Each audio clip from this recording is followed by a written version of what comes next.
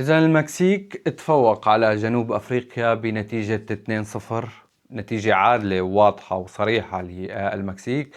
بطاقتين حمراء لجنوب أفريقيا نتيجة تدخل على لاعبي المكسيك، وبطاقة حمراء وحيدة للمكسيك. رح نحكي عن البطاقات الحمراء بعد شوي. في معلومة يمكن الكل ما بيعرفها لنوضح شو اللي بيترتب على البطاقات الحمراء بكأس العالم.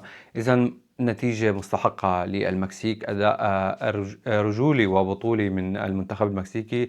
خلق كتير فرص، كان عنده إمكانية أنه يوسع النتيجة لأكبر من 2-0.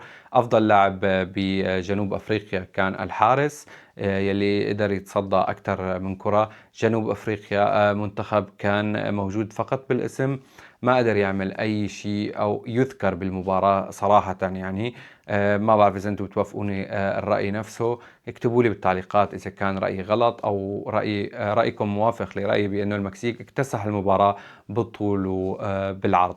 لنحكي شوي عن تفاصيل الكروت الحمراء اللي ما بيعرفها. المنتخب جنوب أفريقيا تلقى بطاقتين حمر مثل ما شايفين، والمكسيك تلقى بطاقة حمراء. يتوجب هلأ على منتخب جنوب أفريقيا أنه يدفع على كل بطاقة حمراء $10,000، والمكسيك بده يدفع $10,000 وحيدة. جنوب أفريقيا بده يدفع $20,000. طبعا البطاقات الحمراء بتأثر على تأهل المركز الثالث بعد الأهداف في حال تساوى مع أي فريق، فهو اللعب النظيف. فيجب على كل فريق يلي ما قادر يكمل بمستوى المركز الأول والمركز الثاني بأي مجموعة أنه يحافظ على اللعب النظيف قدر الإمكان.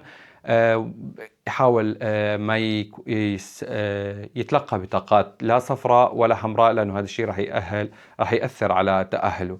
فإذا المباراة انتهت الأولى بين المكسيك وجنوب أفريقيا بتفوق المكسيك. مبروك للمكسيك وهارد لك لجنوب أفريقيا، وإن شاء الله بشوفكم بفيديوهات تانية. لا تنسونا من الدعم واللايك والاشتراك.